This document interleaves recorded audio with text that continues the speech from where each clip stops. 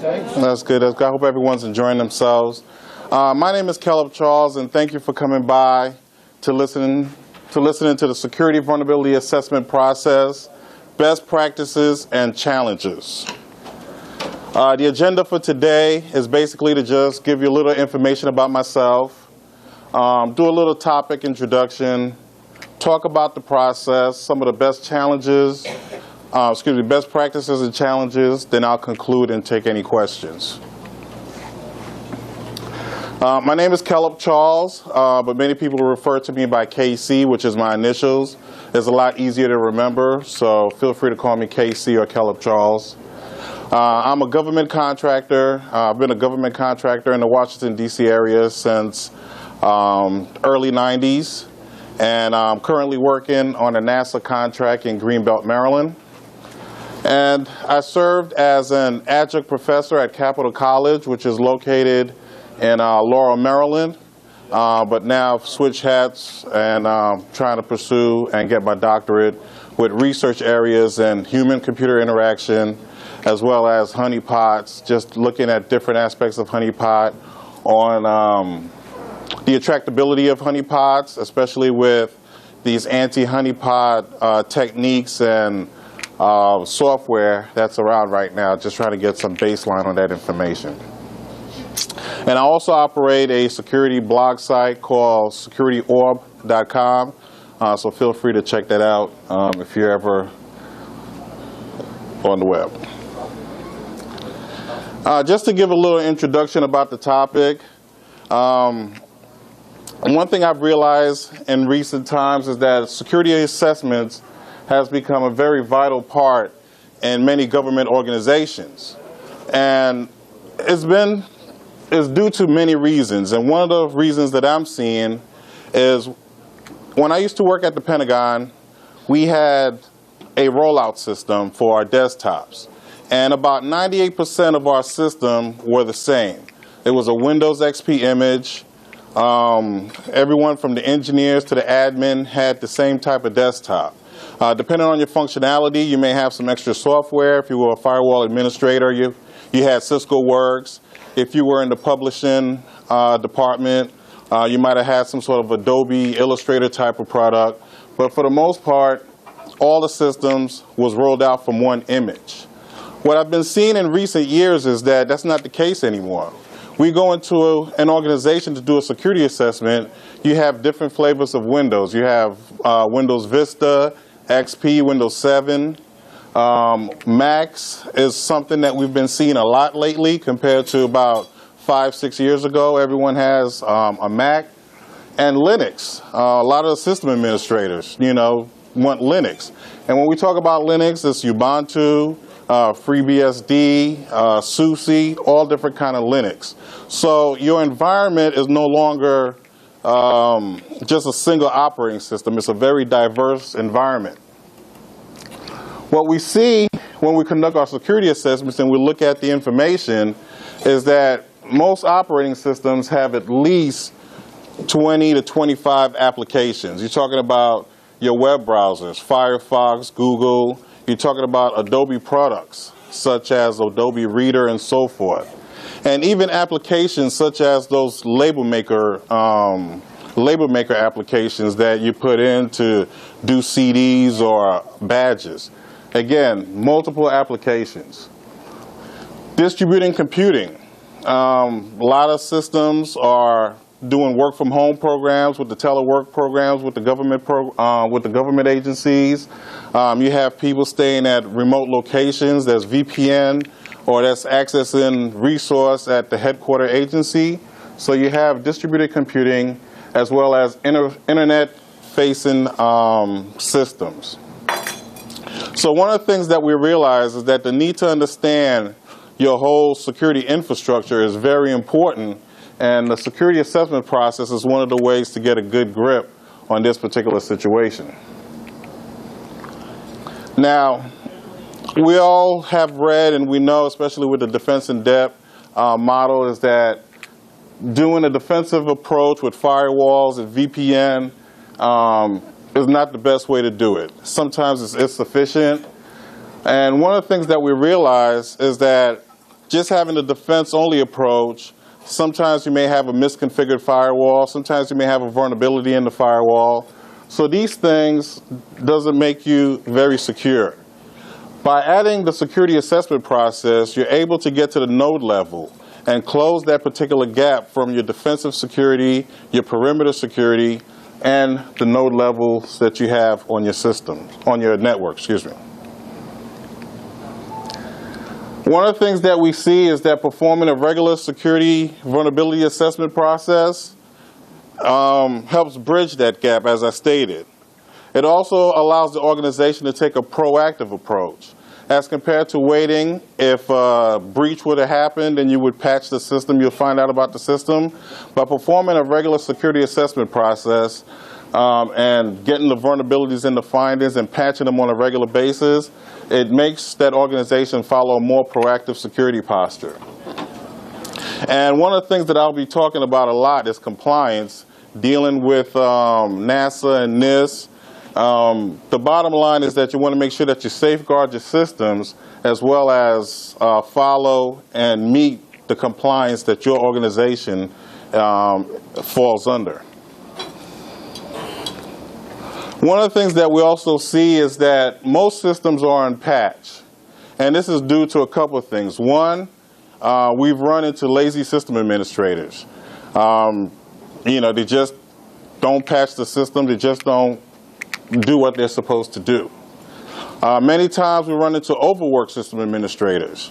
They're the guys that are doing everything. They're the guys that when they do go to training, they're getting phone calls at training and walking out the room to try to help out back at the home site. And you also have misinformed system administrators who've gotten the position because they were around or maybe someone left, and they're in charge of the security as well as the operations of the network and the systems. And they're just not informed with getting the right information, doing the right process to make sure that these systems are patched. Another thing that we've been able to identify is that many systems that are compromised with a patch that is available for the system. A few years back, with the MyDoom and some of these other high visibility and high media-related malware that came out, there were patches for these particular systems, just that they weren't applied. So when we do our security assessment and when we do some of our incident response and we get to the root cause of the information, we are able to identify that there was a patch for that particular system that was compromised. It's just that it was a part of a vulnerability management program or some sort of program that would make sure and check that these systems are patched. One of the things that we identify also is that some systems cannot be patched. I'm not sure if anybody here was at the DerbyCon 2012, but H.D. Moore was talking about when he scanned the whole network and he came up with all these systems that he was able to find. And within his data, there were 6 Windows NT systems, and a lot of people were kind of laughing and snickering. But I didn't find it too funny because we have 4 Windows NT systems. And I was wondering, were those 4 systems of the 6 that he found ours? Sometimes a system cannot be patched, and it could be because of technical reasons. In our particular situation, we have custom code running on the Windows NT systems. And when assessment was done to see if we could upgrade to a higher operating system, a more secure operating system, it was stated that the code would have to be rewritten, and that would take about $2 million. The upper brass didn't find that to be something that can be implemented, so we did a workaround to secure that system. But sometimes you do have systems on a network that cannot be patched, and conducting a security assessment, vulnerability assessment process is the way that you find many of this information. And again, a proactive security posture, which is a very important thing, and compliance. So when we talk about security assessment levels, you have your basic security assessment level. This is just an unintrusive process Let's say that you have a site that might be a business partner real soon. You want to go in and just do an initial assessment to see what their policies are before you trade documents and share information. You have the in-depth security assessment, which covers everything from credential scan-ins, document reviews, walkthroughs, manual checks of their systems. It's definitely much more thorough. From there, you have the external testing. If you have an e-commerce type site or some site that just wants to have a external review to see how they are compared in the eyes of the external world. The external vulnerability testing is the way that's conducted. And then you have the internal. This is what happens when a hacker gets inside my network. Do I have proper segmentation? If a worm or some sort of malware was to land in my system, would it spread fast, or would it be able to be contained in any type of fashion? And again, that's the internal vulnerability testing. So one of the things that we found that works very well is to have an effective security assessment program. We've seen and heard of stories where some security administrator will run a scanning tool and come to the system administrator and give them a sheet of 500 pages saying, hey, these are all the vulnerabilities that we found in your system. And that kind of relationship, that kind of process, from what we've been able to observe, usually leads to some sort of animosity between the security group and the system administrators group. So following a process that can be replicated, that both sides understand, is one of the first steps to having a good security vulnerability assessment program. Also, by using the reports in the security vulnerability assessment program, it gives you the ability to work on short-term goals, as well as long-term goals. One of the things that we find that's very valuable when we do continuous scanning is the trending reports. If you're able to show that you went from 100 findings to maybe about 50 findings within a 6-month period, this is the kind of stuff when you show management that they understand the value of what's happening within their security assessment program. And it also allows the organization to better protect themselves because they have a blueprint, they have a map of what vulnerabilities are out there. If a particular advisory comes out, they're able to understand if that patch has been fixed or if they do have that particular patch within their systems. So we'll just go into the vulnerability assessment process real quick, and it's usually a 6-phase process. And this is a process that we conduct regardless if it's an internal system or an external system. First, you have the pre-assessment process. This is where you conduct the system administrator as well as the system owner. You let them know that you would like to come out on this particular date to conduct a security assessment.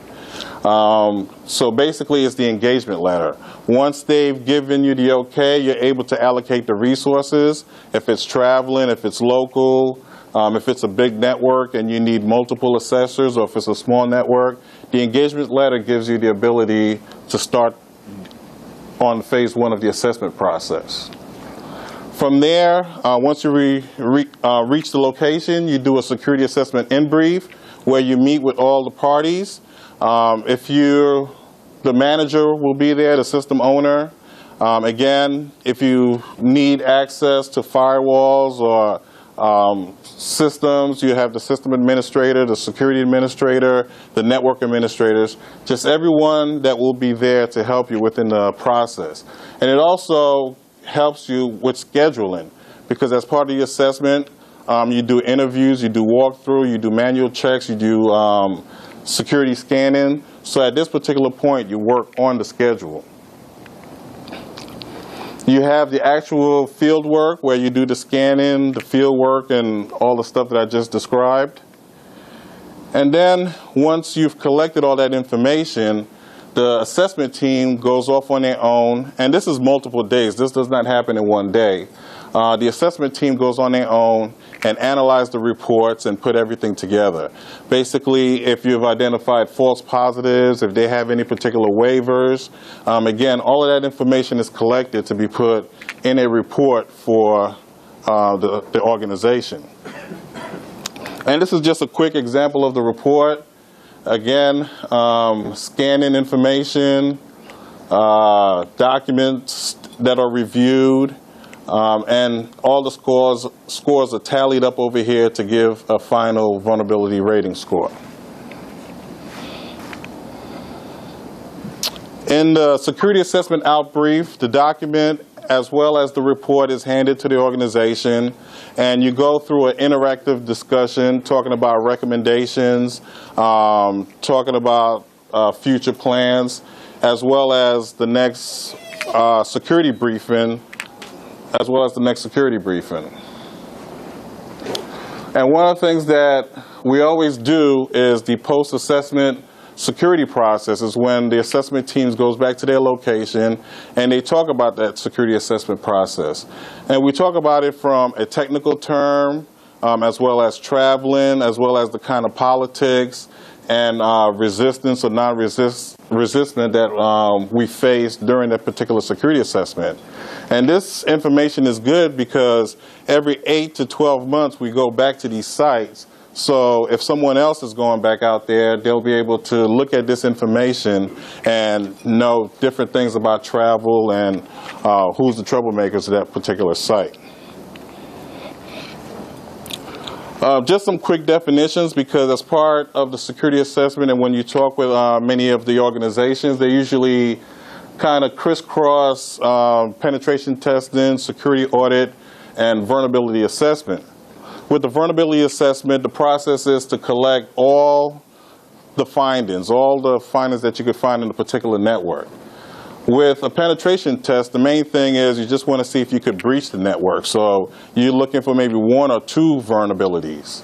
Whereas with a security audit, it's pretty much what we do when the interview questions, when we go through the NIST 800.53 checklist and we just go through and ask questions. So the security audit's more of just asking some questions, doing a checklist, making sure that they are compliant with that particular aspect. Another issue that we run into is conducting credential scanning. We want to run a scan. We ask them for credentials to get a more in-depth scan, and we get a lot of resistance within that. And one of the things that we try to explain to them is that a credential scan allows for more information to be collected.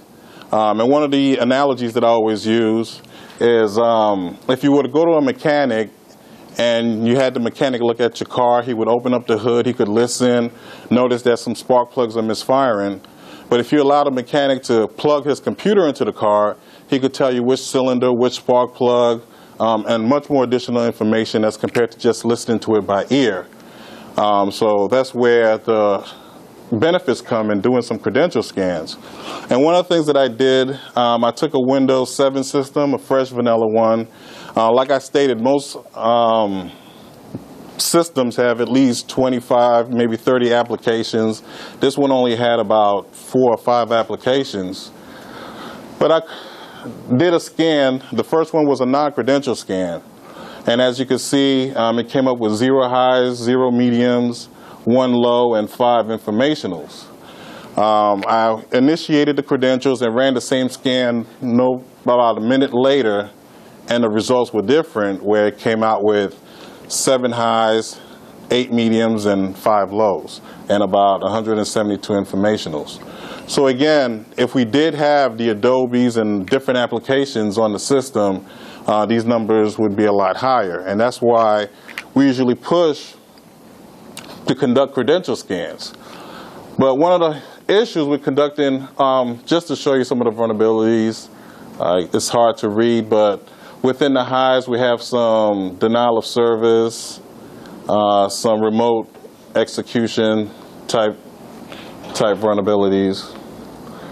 With the non-credential scans, we did not access any part of the system, but with the credential scans, we had access to remote registry, remote file system access, as well as administrator authentication. And what I was alluding to is most of the times when systems are deployed, they usually follow some secure configuration template, such as CIS benchmark, FDCC, SCAP, and so forth. But to get credential scans, we require some of these configurations to be rolled out, and that's where some of the political battles usually occur, stating that the system is secure and you can't get into it. Well, that means that, you know, compromise or hackers shouldn't be able to get into it. But one of the things that we usually kind of let them know is that many of the breaches that usually occur happens from the application layer, such as Adobe, Internet Explorer, and so forth. So we kind of bring that to their attention that credentials is not the only way to get access to a system. One of the things that we conduct once we're there, we set up a vulnerability management program. If you have a system that has 200 findings by the time you leave, we don't recommend that you try to patch everything at once and at the same time. We try to go through some sort of prioritization, you know, the highs, maybe the things that could be easily patched, and you work on a particular plan to get into a good posture. And continually monitoring it is part of the management program within that particular group. And again, as I talked earlier about compliance, for vulnerability management and scanning, FISMA, which is the one that I'm linked very closely to, but you also have NERC, PCI, and some other ones. And one of the things that we always try to emphasize is that just because you're compliant doesn't mean that you're secure. Many agencies that I belong to had a real good FISMA score when we handed in, but a week or two later, you know, an embarrassing breach would occur. And you would always hear, well, they had an A or a B with their FISMA score, you know, how did they get hacked? And we just try to let them know that just because you're compliant does not mean that you're secure. I'll go through these real quick, but some other things to consider: waivers versus plan of action. We've run into sites that has remote desktop, and that's something that's a no-no within the government. But sometimes there's some sort of mission or some sort of thing that it's necessarily needed. So at that particular time, they would issue a waiver, and that risk would fall off of our hands. So if something were to happen with that remote desktop, it wouldn't fall back to the assessors as well as the system owner. Plan of action and milestone, this just states that, okay, we are using remote desktop right now, but in 3 or 4 months we plan to implement VPN or something, and we'll get rid of the virtual desktop. So at that particular time, it's more of a plan of action and milestone, which is called a POAM. Again, these are just some other things to consider. I'll be more than happy to talk about them afterwards. I'm kind of running out of time. I've talked about a lot of things that vulnerability scanning can do for you, but what it can't do for you, it can't find 0 days in malware. It only find the most obvious and known security threats like antivirus when it comes to signatures. It can't patch your system, even though we've seen tools like GFI stated that it can patch. I haven't met anybody that was able to get that to work. And it can't determine if something is a false positive. You know, that part comes to the assessor. The assessor needs to do some research to find out if it's a false positive. And just to conclude, again, as I started off, defense in depth is the best way to do it. There's no one particular thing that you need to do to secure your organization.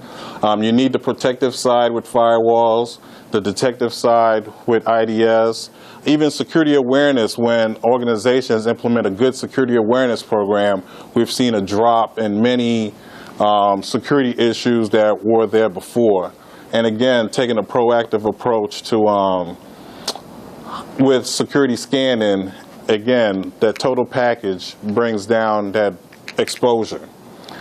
One of the things is by doing security scanning is that you've met your due diligence. So if something were to happen and you can show trending reports and action reports and so forth, your liability is not as bad as compared to if you weren't doing scanning and other security related information.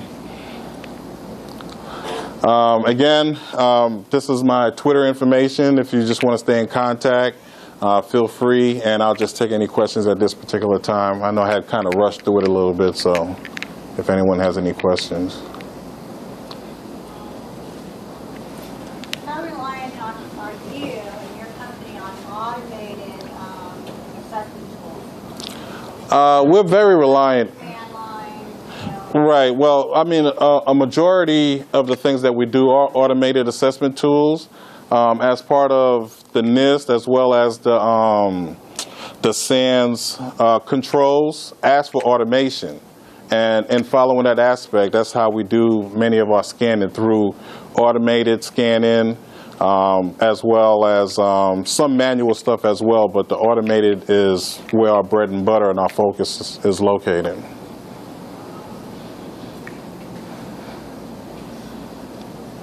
All right, thank you, everyone. Thank you.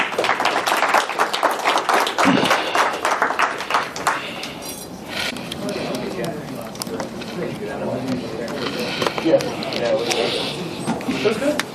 They said it was a little bit less.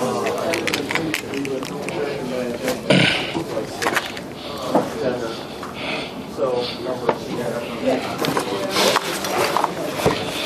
good. Got a chance to talk to a bunch of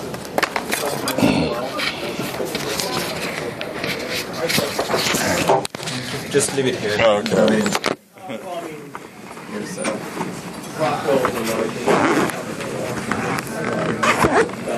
that's something. I'm open to some other stuff, but companies I've actually been close. So that's going to go on the website, or? I don't know. I mean, I'm not really a volunteer. I'm just a speaker, and I propose to bring my camera. Oh, okay. So I just send it to Janice, and I guess she will contact the speakers. Just upload that somewhere. I believe Janice is going to put them up on YouTube. And I apologize. I missed like the first minute of your. No, that's fine. That's fine. I think I got all of it, so you have at least one version. Yeah. All right.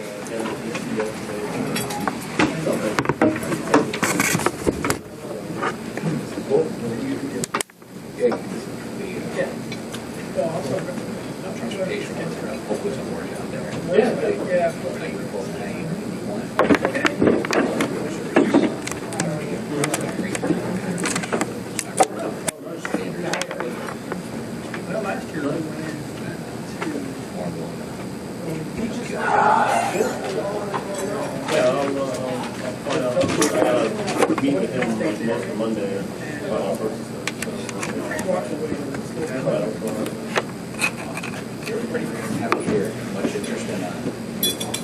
There seems to be some conversations outside of the actually people come in since hackers get up there early in the morning. So more people conversation on It's hard enough to use for recording or editing. I will. You have left.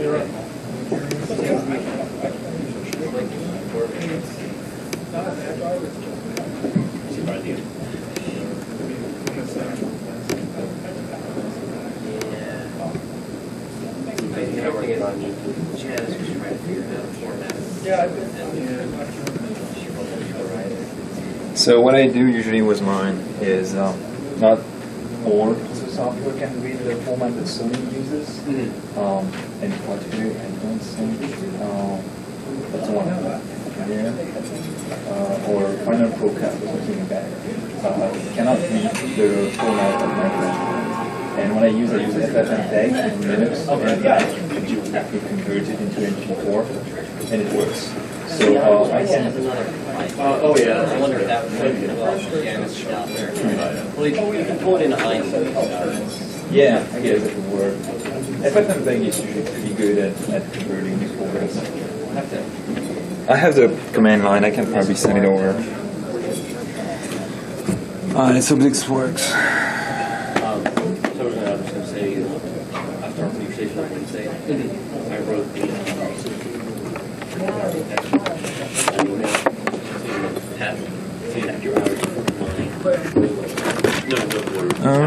Interesting.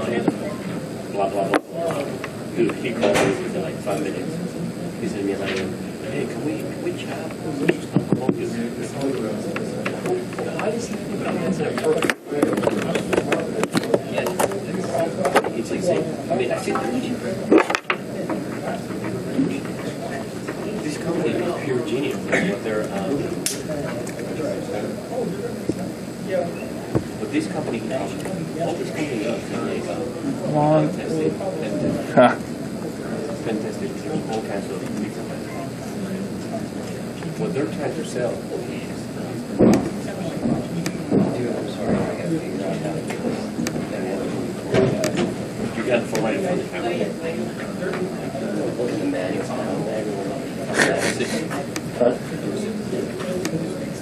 Let me bring it just in case. Right. Janice might figure it out. Yeah.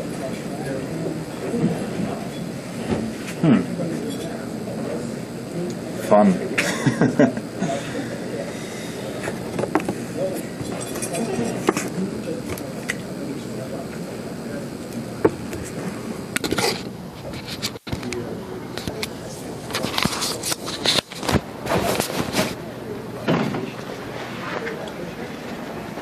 I stayed there because when I went to book my hotel room,